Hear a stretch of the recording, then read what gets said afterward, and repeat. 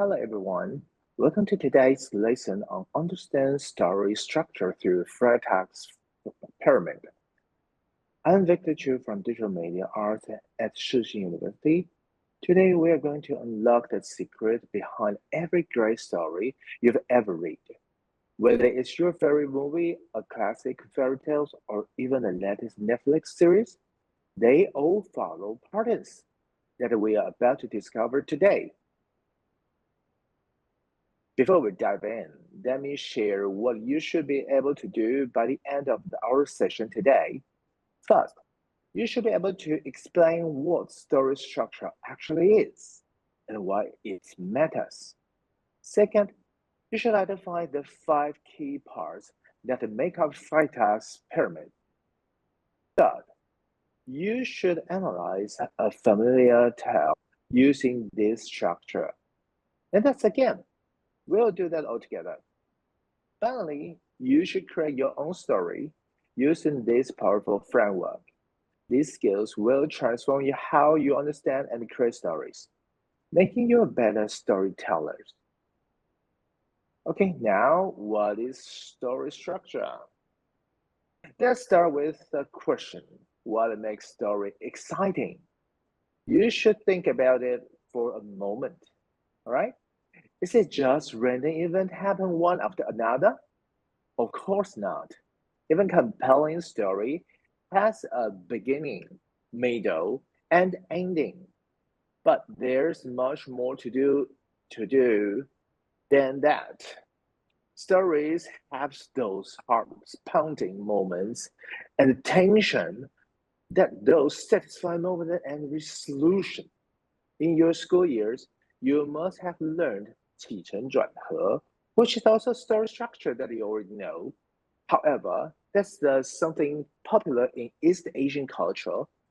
When we think about the movie, any movie, you know exactly when the hero faces their biggest challenge, right? That's because story follows a Western classic pattern. And once you understand these patterns, you'll see them everywhere, in movies, books, even in video games. So, who is Gustav Freytag? Now, let me introduce you to the man behind today's lesson, Gustav Freytag. He was a popular German writer who lived in the 19th century. Freytag was fascinated by stories. Just like many of you might be, he spent years studying thousands of stories and plays. Some he made, and he made an incredible discovery. Most stories follow the same basic pattern. This wasn't just a lucky guess. He carefully analyzed everything from ancient Greek tragedies to the plays of his time. From this research, he created what we now call the dramatic pyramid theory. His work has helped writers and storytellers, and also helped himself as a story writer to cope with the needs of writing so many likable stories. He can do that like a machine. Now, what's Freytag's pyramid? So you can see there's a pyramid and there are 5 parts. However, it doesn't look like that way. I'll just tell you that. Okay, so here's a Freytag Ferris pyramid. You should look at this beautiful structure. It's a 5-part story framework that show that exactly how story works. He can, you can notice how it forms, okay? And it's shaped like a triangle. Okay, this triangle shows the flow of every great story. Let me just show the real pattern looks like. It actually looks like this. Okay, we start from the bottom left. Climb up through rising tension and reach the peak of the climax. Then descend through falling action to the resolution. It's like climbing a mountain. There's a journey up and a thrill moment at the top, and the journey back down. This visual roadmap help us understand why stories are so engaging and how they keep us turning page or staying glued to those screens. So let me just explain this with the Chinese term, all right? Here you can see this exposition, which means 开端. You should notice that each part have a place, a specific place and purpose. Well, okay, so through the inciting incident, which is 刺激诱因, okay, so we up to the climb through a 上升行动 to the top, which is the 高潮. Then we down through the falling action, 就是下降行动, and the resolution, 就是结局. Oh, so you can see that it's a story. It's every part of it. Like, it's like every journey you have faced in the daily life. Okay, so now we just step into every part of those. So that's starting with the exposition now. You think about exposition as a setting on the stage for your entire story. This is where we introduce the main characters, like who we are, and those who is the character playing all the story, and what do they do in this story actually. So the exposition also shows us the setting and the time, where and when does the story take place. Most importantly, exposition establishes the normal world. We need to see what life is like before everything changes. And here's the key. You should know that good exposition always hits the coming conflict. It's like the calm before the storm.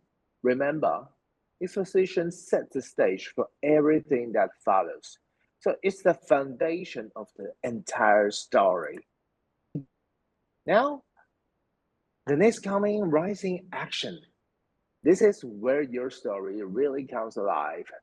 You should understand that the rising action is a series of building events that make your story more and more exciting.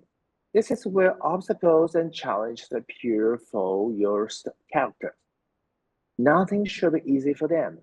During rising action, character development happens. We see who your character really are and what they face difficulties. Now here, obstacles, okay? The tension increased steadily, like winding up a spring tighter and tighter.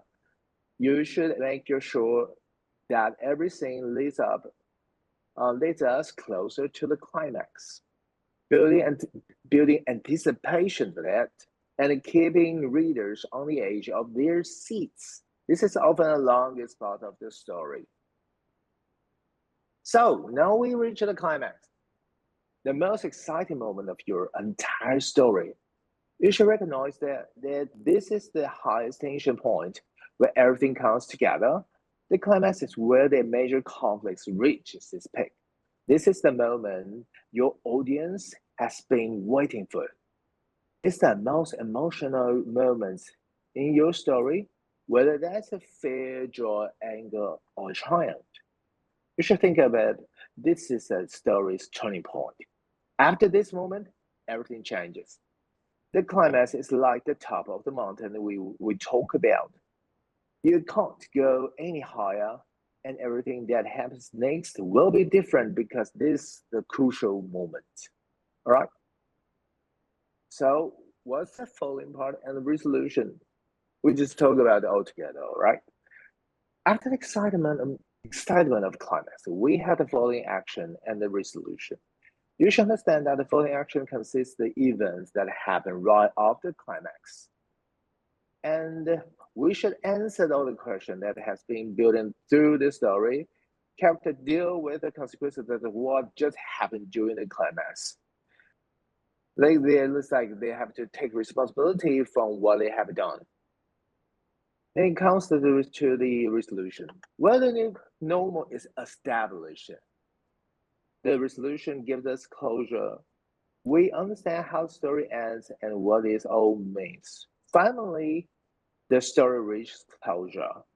leaving audience satisfied and complete. So you got an idea of the how pyramids mean. Now is the game time. You should analyze Three Little Pigs, which you should, I believe everybody has already know that, and mix and match the plus to the 5 pyramid spots. The first person to submit the correct answer wins. So just scan the QR code, you will get the palette like that. Okay, let me just show you this. Okay, so you can actually move around those bits to see what is that, and that's the plot.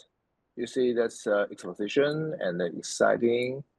Yeah, that's incidents, and the rising action should be here, climax should be here. So we probably just match all that. This should be like this. Okay. So you just submit the question, submit the answer, and let's see if everybody done that. Okay, perfect. You should look at how nicely the Three Little Pigs fits into our pyramid structure. In this exposition, each pig decided to build a house in different ways. This introduces you our characters and set up the situation.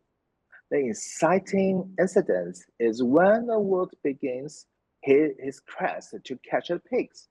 During rising actions, we see all 3 pigs trapped in their houses with the wolves outside, tension building.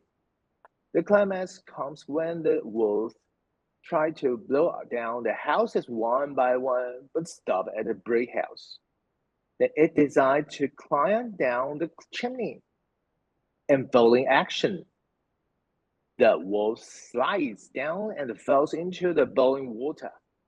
Finally, the resolution shows us that the lazy pigs learn the value of doing things properly. All right, you should do your homework properly after those. You should see how every part has its place.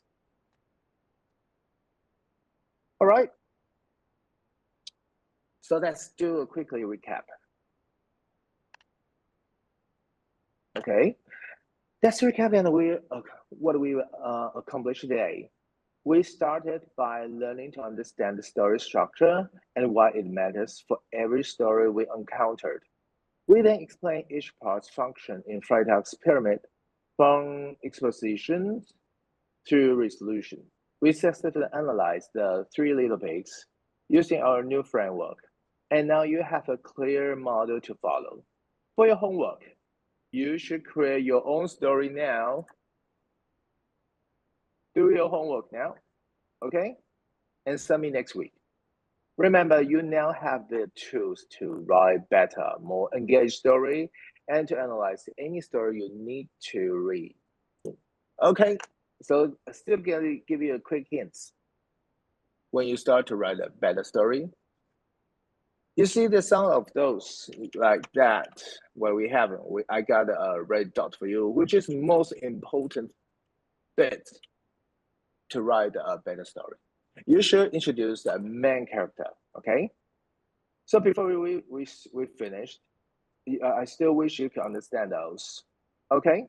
So you know how to introduce main characters effectively, create obstacle and challenge that build tension, craft a major conflict pick that serves as your climax, tie up losing ends in your falling action, and deal with consequences in your resolution, like climbing the mountain in this beautiful image. Every story is a journey from beginning to the end, and now you have the map to guide you. Thank you for your attention today, and I look forward to seeing the amazing stories you'll create using Freytag's pyramid. Thank you.